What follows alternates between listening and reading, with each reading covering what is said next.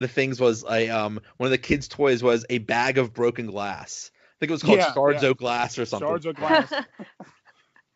Let's see, they had Hans and Franz was good. Oh, Hans and Franz. Hans and Franz, yeah. So fun fact, my husband's middle name is Hans. And he said that if we have kids and we have two boys, the first kid, well, if we have a son, we're definitely naming him Hans because that was his dad's name. Okay. And I don't know if he's joking or serious. He's like, well, the second kid's going to be Franz. Like, well, I guess we have to dress him up for Halloween every year as Hans and Franz. Yeah, with those big muscles, yeah. Yeah, and Gap Girls. Gap Girls, yeah. I used to love that. I mean, that one of one of the greatest lines. Lay off, I'm starving. Yeah, and he's Carly. Yeah. That's so funny. I had that Jeffrey's Department Store on there. Or did you guys ever remember that one? But... that was the one with Will Ferrell and like the really. Yeah, it was always the guest host and Jimmy Fallon acting like snobby department store owners or workers, and then at the end, Will Ferrell comes out in like a motorized cart, something ridiculous outfit with like a bowl cut. It was just so insanely funny. The tiny phone too. Yeah. Oh yeah. So that because I remember one in particular was Sean Hayes. Yeah, the Sean Hayes one. He was losing it the whole skit. Both of them. Yes, he was. Hayes and Fallon. We didn't mention any Eddie Murphy ones, and the one I remember the most was Mr. Robinson's Neighborhood. Yeah, Mr. Robinson's was a good one, especially being probably knowing Mr. Rogers growing up and everything. So. Right. Well, and I think, so if we're going to talk Eddie Murphy for a minute, wasn't there a skit where he impersonated James Brown? Yeah. Celebrity Hot Tub. Hot Tub. He just, like, oh, it's he was hot. Perfect. He did a perfect imitation of James Brown. He'd take off the robe and step in, and he'd be like, oh, it was great. Yeah. Yeah. Chopping Broccoli is another one. You guys Chopping Broccoli. With Dana Carvey. It was one of my favorites. Well, if we're going to do that era, we got to do Lunch Ladyland, too. Oh, yeah. Lunch Ladyland, the Hanukkah song. Hanukkah song. I knew the song. And most of Sandler's songs that were on there were really good. Yeah. And I think another Andy Samberg one we missed is I'm on a boat. I'm on a boat, yes. Every time I'm on a cruise, I sing that song. Seriously. So good. So good. Oh, they had, well, if we want the Eddie Murphy too, the buckwheat. Buckwheat sings. Buckwheat was amazing. So when I was a kid, that was a little bit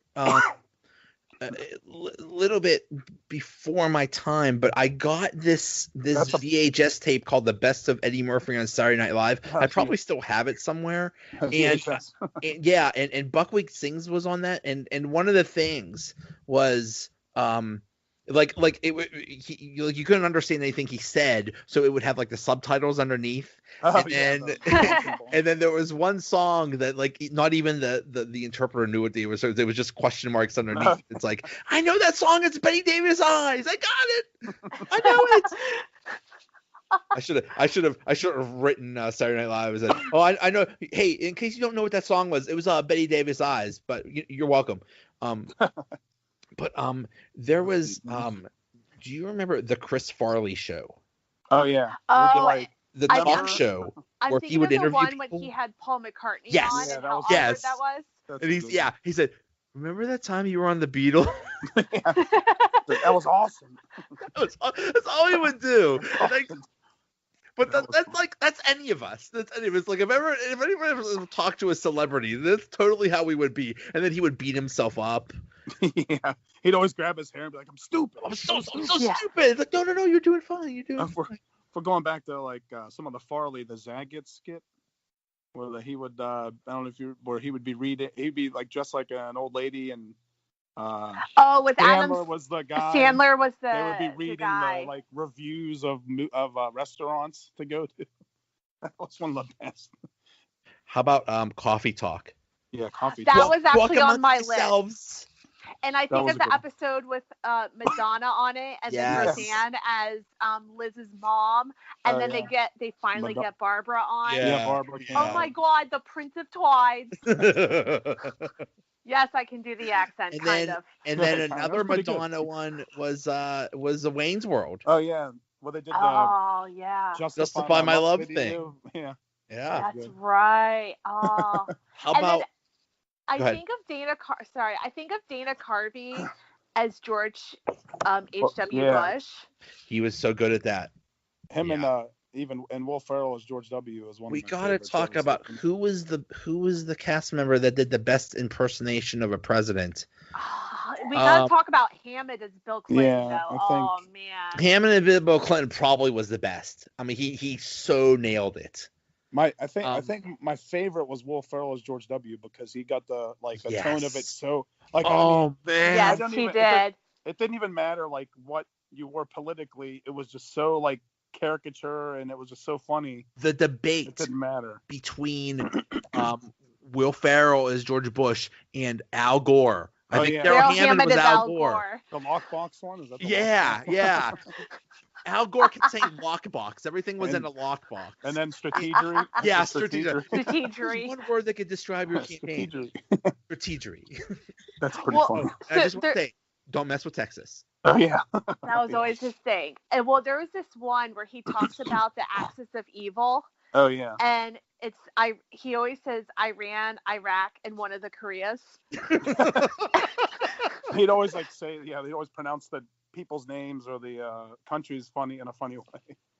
But then I think of Dana Carvey though as Bush the Senior, and there's that one episode in particular where he's like airing his speech in Iraqi television, and then they have the panel afterwards, kind of like analyzing. How he did. Yes. And Dana Carvey Dana Carvey's big thing as Bush Senior was not gonna do it. I can't even do it because not gonna do it. Not gonna do it. Not gonna do it. That's funny. Didn't mention the Coneheads. Yeah, Coneheads were good. No, we didn't. Yeah, we didn't mention any Belushi or Gilda.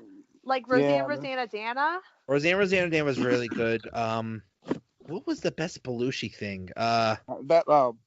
Where he played that samurai, that was pretty good. That was good. Yeah, the name of Samurai was good. I mean, Blues Brothers stuff, but I don't know if they had skits on. I'm not sure. They were just really sang when they were on there. Yeah.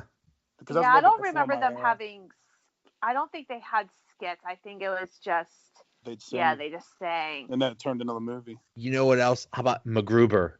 MacGruber's pretty funny. Yeah, MacGruber's pretty good. Canteen Boy, do you remember that? Yes, oh and I was thinking of the one with Alec Baldwin as the troop leader. Yes. I don't even think they show that anymore because of the No. There's no way they show that. No way. There's another one I remember. I have a couple of listed here that are very, very like specific.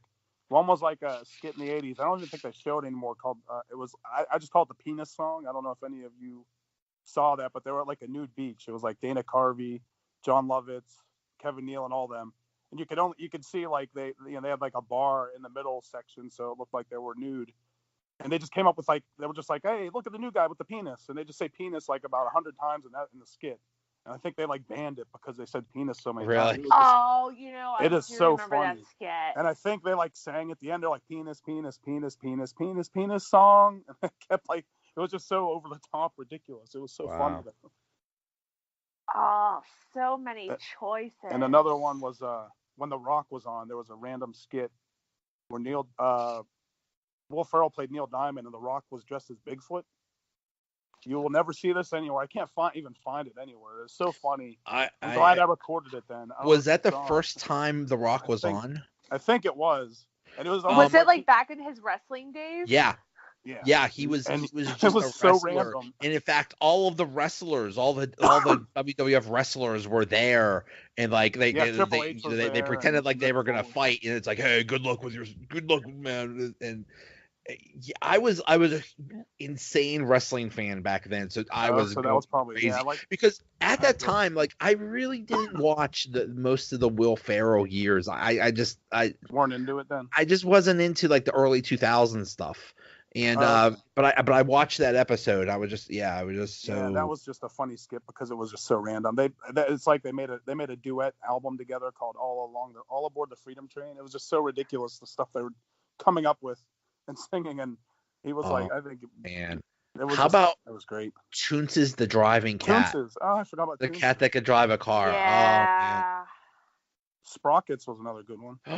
Sprockets. Oh, Sprockets was amazing. Just popped into my head. Like I'm going off the list. How about Daily Affirmation? Oh yeah, Stuart Smalley, yeah. Especially the one with Michael Jordan. Yeah, oh yeah. So you can't dribble the ball as well. He couldn't even say it at one point. He like stopped. Like Michael Jordan started laughing almost.